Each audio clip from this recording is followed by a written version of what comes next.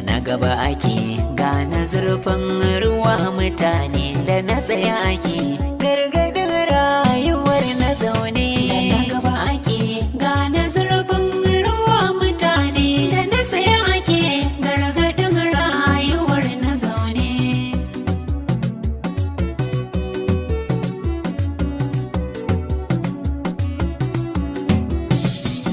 Da na gaba ake gane zurfin ruwa, ka tsallake bado sai ka ɗauka inuwa, kalla ka ga shirin naka ne ɗan uwa, domin kuwa yana taimakon rayuwar mutane. Da gaba ake gane zurfin ruwa, mutane da na tsaye ake gargadin rayuwar na zaune. Da na gaba shirin na da daɗin gani. Shirin da na gaba ake gane zurfin ruwa shiri ne da ke gayyato muku manya-manyan mutane don jin yadda suka sha gwagwarmaya a rayuwa domin ya zama abin koyi ga na baya. Da na gaba ake gane zurfin ruwa shirin Hausa Bakwai, tauraruwar al'umma. Masu kallon shirye-shiryen gidan talabijin na Hausa Bakwai TV, Assalamu alaikum, barkanmu da sake saduwa da ku cikin wannan shiri mai suna da na gaba ake gane zurfin ruwa. Shirin da na gaba shiri ne wanda hukumar gidan talabijin ta Hausa Bakwai TV da ke jamhuriyar Kamaru wadda ke hada shirye-shiryenta a dukkanin nahiyar Afirka, kusan ƙasa 54 da ke kallon mu a halin yanzu, da ma makwabtan ƙasashen Afirka irin su Saudi Arabia da Amerika da sauransu. Masu kallon mu ba tare da ɓata lokaci ba, kamar kullum mukan kawo muku wannan shiri na da na gaba ake gane zurfin ruwa tare da manya-manyan baƙi waɗanda suka jibanci al'ummomi musamman a nahiyar mu ta Afirka. A halin yanzu za mu zanta da wani babban baƙo a cikin birnin Katsinan Dukku, wanda kuma za mu zanta da shi ne akan tarihin rayuwarsa da kuma irin abubuwan da ya rutso musamman tun daga tushe har ya zuwa lokacin da ya tsinci kansa a gudanar da ayyukansa, wanda ake kira da Alhaji Haruna Ahmed Zambuk, wanda kuma za mu zanta da shi domin jin ta bakinsa game da al'amuran yau da kullum a yanda ya yi hidimomi da gudanarwa a kan rayuwarsa. Ranka da dai barka da zuwa cikin wannan shirin. Assalamu alaikum wa rahmatullah. To ranka da dai masu kallon mu za su so su ji ɗan takaitaccen tarihin rayuwarka kafin mu tsunduma cikin wannan shiri. Assalamu alaikum wa rahmatullahi wa barakatuhu. Da farko muna godiya wa Allah maɗaukakin sarki da ya haɗa fiskokinmu da 'yan jarida domin neman takaitaccen tarihi game da ni. To a takaice dai sunana Haruna Ahmed Zambuk. Zambuk wata ƙauye ce da ke can gabashin Gombe a jihar Gombe. An haife ni a wannan garin a 1967, 30 ga watan 5. Wannan watan in ya zo 30 zan cika 56 insha Allah. Na yi makarantar primary school a wannan Zambuk din daga 1973 zuwa da 9. Na je secondary school da ake kiranta Gamman Secondary School na faɗa nan tana cikin jihar Gombe ne, arewacin jihar Gombe. Daga 1990 da Hausan tana da wahaya, 1979 zuwa da 84. Da na gama secondary school da 84 sai na dawo Bauchi. Bauchin ne ita ce tsohuwar jiharmu. Na ɗan yi aiki kaɗan a wata ma'aikata da ake kira Ministry of Works, kamar ƙaramin akawu. Ina nan har sai da 87 sai na je inda ake kira Bauchi ɗin ana kiran shi Bakas. Yanzu ita ce Bauchi State Tatari Ali Polytechnic Bauchi. Na yi IJMB nan shekara 2 ne a wancan lokacin, 87 zuwa da 89. Ina nan sai na cika form lokacin zuwa jami'a kenan. da 1990 daidai sai na samu makaranta zuwa wato jami'a kenan ta Maiduguri inda ake kira University of Maiduguri. To daman tun da in kayi IJMB lokacin da zaka shiga jami'a ba za a baka aji ɗaya ba, za a baka aji biyu, sai suka sa na aji biyu din. Muka shiga daga 1990 din zuwa da 1994 muka gama makaranta. Za a yi mamaki a ce a wannan lokacin ya zai zamanto 1990 zuwa 1994. Na ce ai ana shiga a shekara ta biyu ne, amma sai gashi mun yi shekara 4 a jami'ar. To me ya haifar da haka? Ba wani abu bane saboda irin al'amarin da ke faruwa a Najeriya na yajin aiki. Ina ganin a wancan lokacin an yi yajin aikin da ba zai kasa wata 6 ba. Da za mu gama a 1993 din watan 8, sai ba mu gama ba sai a 1994 din watan 4 sakamakon wannan yajin aikin. To alhamdulillah dai an gama. Abinda na karanta a wannan jami'an ana ce da shi sociology and anthropology, wanda da Hausa mai yiwa ana cewa ilimin zamantakewa ko? Daga nan sai na je bautan ƙasa, yanzu ana ce da shi hidimawa ƙasa. Ina jin ita ce kyakkyawar kalmar da ya kamata ya amfani da ita, zuwa Rivers State. A wannan lokacin na bar Maiduguri ƙarshen Najeriya kenan ta arewa, sai aka kai ni can Port Harcourt, kaga ta yammaci shi macen ƙarshen Najeriya ne. A lokacin ba a yi Bayelsa State ba. Muka yi hidima wa ƙasa 1994 zuwa 1995. To Allah ya taimake ni a wannan lokacin da muka gama, akwai wana a garin, sai na ci gaba da zama tare da shi. Aikin gwamnati a wancan lokacin na da matukar wahala tun a wancan lokacin, saboda an sa takunkumi akan babu daukan aiki. Kuma abinda zai baku sha'awa shine sai na ajiye kwalin nawa a gefe, sai na shiga kasuwanci. Shi yayana sai ya bani jari na wancan lokacin, ya bani 5,000 ba 50,000 ba.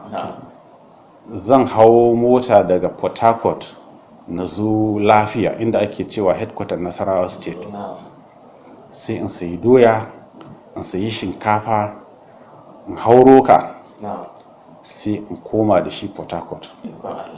To dan abin da ya dan sha bambancin nawa kasuwancin da na saura shine nakan kai supply din wannan kayan wa wanda yake ciyar da ma'aikata a NNPC na Port Harcourt a wancan lokacin. Sai in kai masa doyen na, sai in kai a jibge a store. In ka ganna a wannan lokacin ba za ka yi sha'awan gani na ba, saboda kura da dotti da komi a wancan lokacin. Ana neman abin da za a ci. Sai in dawo gida in yi wanka, ba za a yi ciniki ba. Na jibge masa wannan kayan, sai bayan kwana 1 ko 2 zan koma in same shi. Wannan mutum yana da wani restaurant a cikin Port Harcourt, na ɗaya daga cikin restaurants masu kyau a wannan gurin. Da ni da irin masu kawo masa irin waɗannan kayayyakin duka za mu zo mu jira shi a yi ciniki.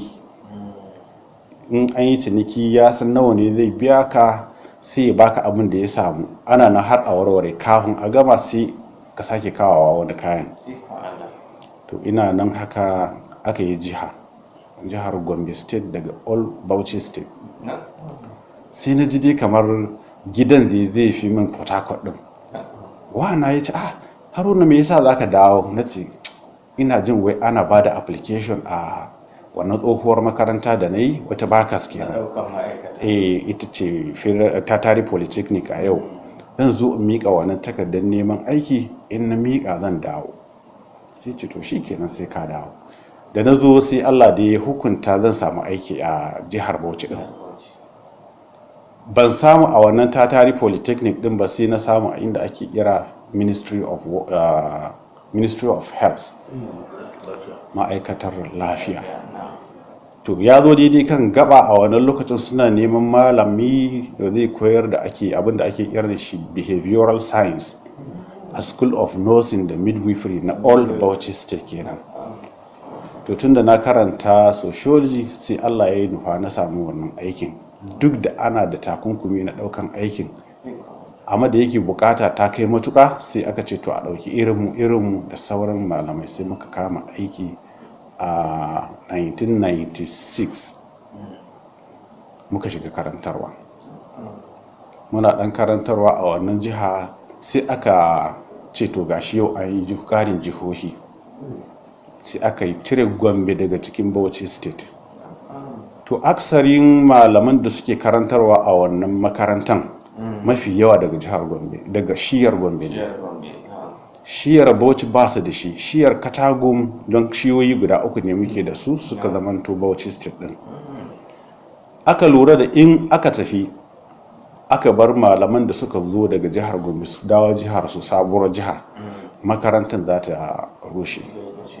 Sai aka yi rajejeniya a wannan lokacin akan dokar a sake malaman jihar Gombe su tafi su zauna, sai an reni wayansu malamai daga jihar Bauchi da za su mai gurbin su domin makarantar ta ci gaba. Muka zauna har sai da muka zo 1999 lokacin waɗanda suka tutura su makaranta su yi karatu sun daddawo, sai aka sallame mu muka dawo jihar mu ta Gombe. Da muka zo jihar mu ta Gombe an yi sabuwar gwamnati, wato na demokradiyya kenan. To a Gombe ba mu da makarantar kiwon lafiya ne, dama ita ce kenan makarantar kiwon lafiya a nan Bauchi din. Aka ce za a yi makaranta, muna nan da jira.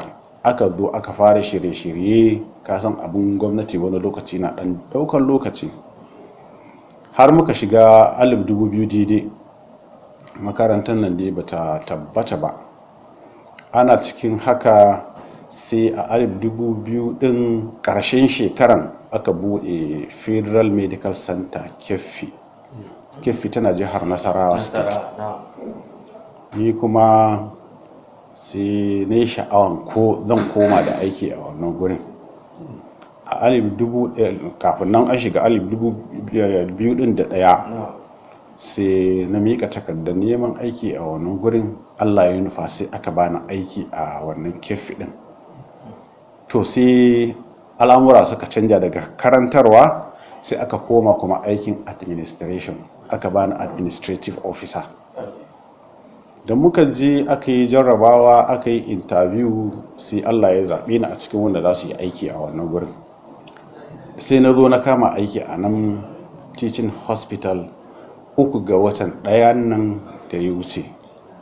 To abin sha'awa shine da na shiga wajen Chief Medical Director muka gaisa, na ce to gani ni na zo. Da 2015 shi Chief Medical Director ya yi board member a Federal Medical Center Katsina, so bai zama bako a wajena ba. Da na shiga na ce to na zo yau na zama to ma'aikacinka, kuma abin da ya kawo ni duk abin da ya shafi na ci gaba na wannan asibitin ina tare da kai. Kada ka ji wani abu, duk abin da kake bukata na san ka, ba za ka yi abin da za a ce koma bayan abin da asibiti take so ba ne. Ni kuma zan maka biyayya 100%. Muna roƙon kuma Allah ya yi mana jagora. Ya ce to shi ma ya gode. To abin da nake so in ƙara a nan ɗin shine, ai akan faɗi magana aiki ya saba. To a wannan lokacin dai gaskiya har wa yau yadda na san Dr. Bello a can baya ɗin hakan yake. Kasan yana da daɗi ka san mutum da kaifi ɗaya. Duk abin da ya sa a gaba, in dai wannan ya shafi ma'aikaci ne ko wannan ya shafi marasa lafiya ne, abin da ya shafi asibiti, to baya juyawa sai ya ga ya kai gaci, saboda ba wa kansa yake yiwo ba. To wannan kaga abokin aiki ne. Ni ma irin tarbiyyar da na samu kenan lokacin da na yi aiki a Keffi. Na yi aiki da wayannan mutanen da suke duk in sun sa gaba suna son su ga an ci nasara. To sai kuma ga na zo na taras da irinsa a nan. kaga ai tafiya ne ta da mutum. So abin sha'awa ne sosai da na zo na haɗu da wannan CMD mai son aiki, mai son ya ga ya bar tarihi, mai son ya ga an yaba ko da bayan nan. A wace shekara ne ka gabata a nan? A wannan shekaran da muka shiga ciki din nan ne. Na zo nan 3 ga wata, 2 ga wata na shigo, 1 ga wata ma na shigo garin nan. Kasancewan za a karɓe ni ranar 3 ga wata in kama aiki. Sai na kwana, shi Alhaji Bashir wannan ne ya tarbe ni, ya bani masauki na huta. 3 ga wata sai ga na zo asibiti. Na samu shi CMD ya riga ya shirya 'yan jaridu, dukkan heads of department na wannan asibiti ya tara su a cikin conference hall. Kaga an yi duk abin da za a yi wa mutum domin a ce ya ji daɗi. Aka tarbe ni. To ran kai a gurguje duk da ana gwada mana lokaci. Za mu so mu ji lokacin da ka gabata a wannan ofishi da kuma wannan mukami iyakaji. To alhamdulillah, wannan abun da zan iya faɗa a nan shine na zo na samu waɗanda suka gabace ni sun yi bakin iya ƙoƙarinsu, ba a iya gamawa. Duk inda mutum ya kai sai dai ya yi yawar saura. To sun yi bakin iya ƙoƙarinsu wanda ina jinjina musu har yau, domin inda ba su yi ba da ba zai zama to a ce a samu hakan ya faru ba.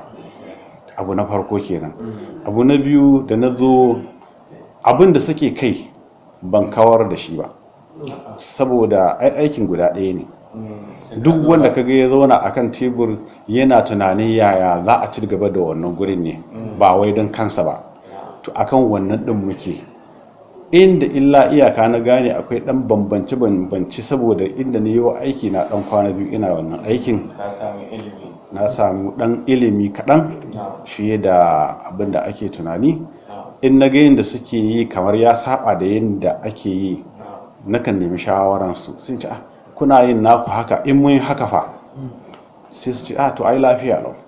To kaga ya nuna kenan ana tafiya tare, ba irin wanda za a zo ne a ce lalle sai nawan ba. Ai ni ma mutum ne, zan iya kuskure. To gudun kar neman an zama to mai kuskure din nake shawara da su, mu ga an gudu tare an tsira tare. To za mu so mu ji menene kiranka ga ma'aikata ilahirin na wannan ma'aikata? To alhamdulillah, ga ma'aikatanmu ga baki daya, zuwa na ga kowa yana bakin iya kokarinsa. Amma kiran da zan saki shine ina kiransu, ina roƙonsu da duk wanda ya ga yana aiki a wannan asibitin karace yana ma Dr. Bello ne aiki, wa kansa yake yi wa. Saboda kayi alƙawari tsakaninka da wayin da Allah, da aka yi wannan aikin, kai ka zo ka mika takarda ka ce kana son wannan aikin, ba wani ne ya jawo ka ba. Da ka zo kana wannan aikin kuma ana baka abin da zaka ci ka sha, wato shine albashi. Kaga wannan akwai alƙawari a tsakaninka da Allah, zaka yi wannan aikin. Sannan akwai wannan alƙawari tsakaninka da ita gwamnatin da ta baka wannan aikin. Saboda haka ina kira ga dukkan wani ma'aikaci kar ya tsaya ya ce sai an bi bayansa da bulala kafin yayi abin da ya kamata. Ya ji tsoron Allah, ya yi abin da ya dace.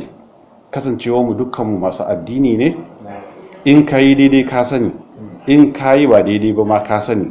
To saboda haka ina roƙonsu mu zo mu taru mu yi wannan aikin domin ci gaban mutanenmu a wannan jihar, domin ci gaban mutanen marasa lafiya su samu abin da suke bukata, su samu biyan bukata. Sannan yi wa kai ne, don duk wanda ka taɓa rayuwarsa zai ce ai a lokacin da ina cikin lalura kaza da wane ne suka taimaka min na fita. Ai kaga wannan abu ne mai daɗi, ba lalle sai saboda kana da wani tsammani za a baka wani kuɗi a gefe ba. A'a, wancan ai ribar kafa ce.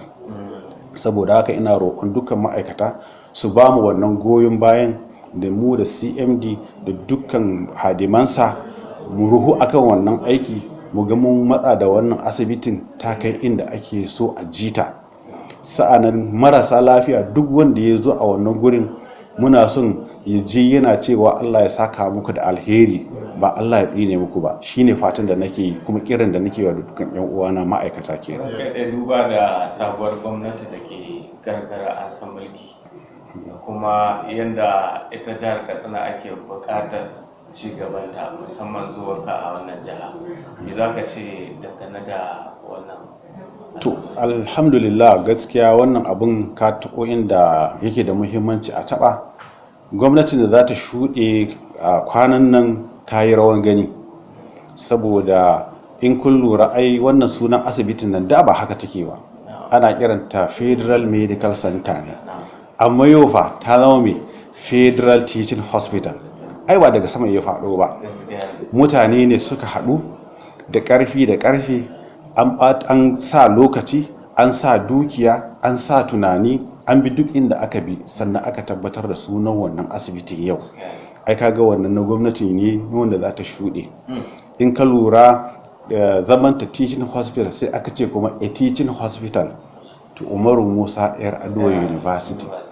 Kaga a nan a wancan bangaren jami'an za su yi ta fiddo da ɗaliban da za su karanta abin da ya shafi kiwon lafiya, wato likitoci. To ƙa'ida ne daman akwai wannan karantarwar, dole a samu asibitin da su yaran nan za su zo su koyi aikin likitancin a wannan asibitin. Makasudin kafa wannan asibitin ta zama to Teaching Hospital kenan.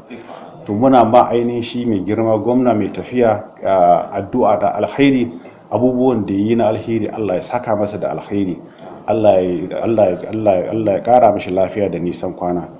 Ga shi mai shigowa akwai ayyuka a gabansa shi ma wanda muna masa kyakkyawan fata. Gwamnati daman ba tsayuwa take ba, ci gaba take. Muna roƙonsa duk wani abin da ya zo ya taras na wanda zai shafi amfanin mutanen Katsina da jihar Katsina gabaki daya, muna roƙonsa ya ɗora a kai, ya ga an kai wannan ga nasara. Shi ma muna masa kyakkyawan fata, Allah ya sa ya karɓa lafiya, ya yi kuma ya gama lafiya. To mun gode ƙwarai da gaske Alhaji Haruna Ahmed da wannan gudunmuwa.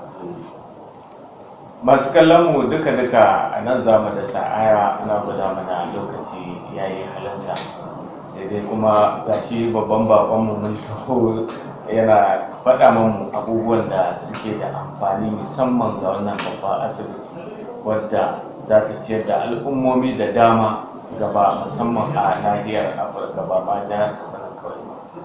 To mun gode kwarai da gaske Alhaji Haruna Ahmed da wannan gudunmawa. Masu kallon a madadin dukan wanda ya taimaka shirin na ya zo gare ku, da kuma shi babban bakonmu na wannan zaure na shirin da na Gaba Ake Gane Zurfin Ruwa, da kuma shi kan shi gidan talabijin na Hausa Bakwai TV da takwarorinmu gidan rediyo na jihar Katsina da gidan talabijin na jihar Katsina da muka gamayya domin gabatar da wannan shiri.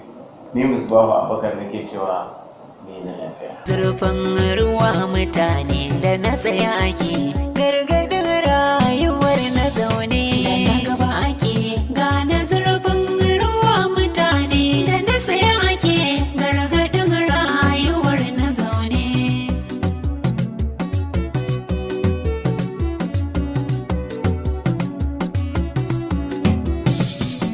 Da na gaba ake gane zurfin ruwa, ka tsallake bado sai ka ɗaukai inuwa, kalla ka ga shirin naka ne ɗan uwa.